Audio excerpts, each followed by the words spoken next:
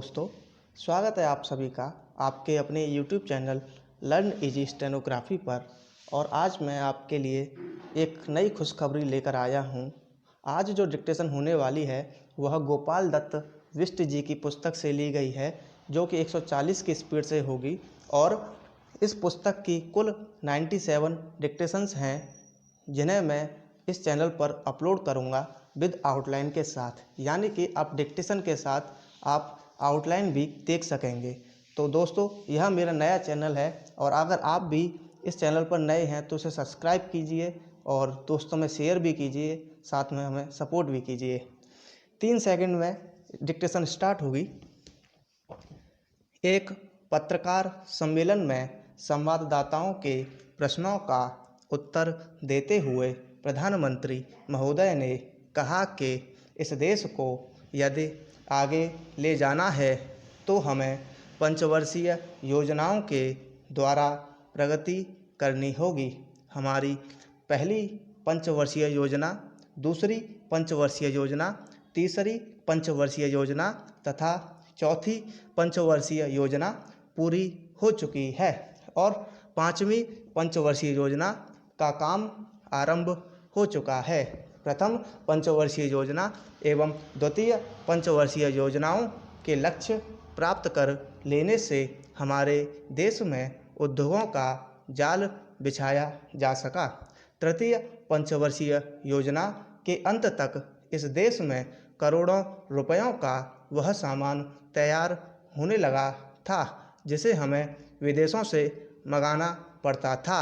इसके साथ ही चतुर्थ पंचवर्षीय योजना के दौरान में देश की सुरक्षा के मामले में यह देश आत्मनिर्भरता प्राप्त कर सका।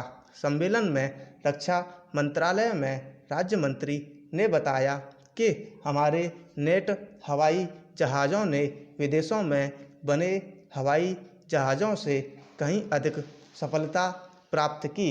उन्होंने यह भी बताया कि वित्त मंत्रालय ने देश की सुरक्षा के लिए धन की कमी को प्रगति के मार्ग में आड़े नहीं आने दिया, जिसके फलस्वरूप हमारे रक्षा सामग्री के उत्पादन करने वाले कारखानों में अधिक उत्पादन हो सका। पत्र प्रतिनिधियों से बातचीत करते हुए विधि मंत्री ने बताया कि देश में आम चुनाव निर्धारित समय में किए जाएंगे। इसके लिए हर एक राज्य में निर्वाचकों की सूची तैयार की जा रही है। राज्य की विधान सभाओं के लिए भी निर्वाचन उचित समय पर किए जाने पर उन्होंने जोर दिया। हमारे देश में निर्वाचक गण हर 10 वर्ष बाद बढ़ जाते हैं, इसलिए मतदाता सूचियों को अंतिम रूप दिया जाना जरूरी है। विधान मंडलों के चुनावों के लिए भी तैयारियां की जा रही हैं। उन्होंने यह भी बताया कि देश के अनेक प्रांतों में संयुक्त विधायक दलों की सरकारें बनी, किंतु वे जनता की आकांक्षाओं की पूर्ति नहीं कर सकीं। किंतु फिर भी देश की जनता सर्वोपरि है, उसी का निर्णय अंतिम होता है। हमारे देश में निर्वाचन पद्धति जो भी बनाई गई है उसके अनुसार देश में आम चुनाव अथवा मध्यावधि चुनावों के लिए प्रबंध करने का दायित्व मुख्य निर्वाचन आयुक्त का है, जो निर्वाचन आयोग का अध्यक्ष होता है। निर्वाचन आयोग में और भी सदस्य होते हैं जो कि देश के चुनावों के लिए जिम्मेदार होते हैं। कुछ विधायिका सभाओं के लिए अप्रत्यक्ष निर्वाचन पद्धति अपनाई गई है, जिनके लिए समय समय पर चुनाव होते हैं। शिक्षा उपमंत्री महोदय ने कहा कि हमने अपने देश में प्राइमरी शिक्षा को अनिवार्य रूप से लागू कर दिया है।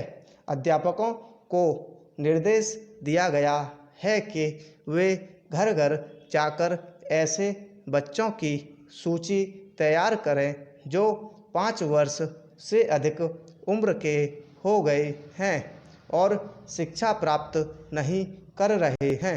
उच्च शिक्षा प्राप्त करने के लिए व्यापक प्रबंध किए गए हैं, किंतु यह आवश्यक है कि उच्च शिक्षा उन्हीं को प्राप्त हो जो कि इसके लिए योग्य हों।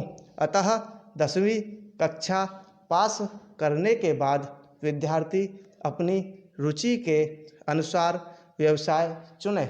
स्टॉप। दोस्तों, आगे भी मैं आप सबके लिए वीडियो लाता रहूँगा। चैनल को सब्सक्राइब करें और वीडियो को लाइक ज़रूर करें। Thank you.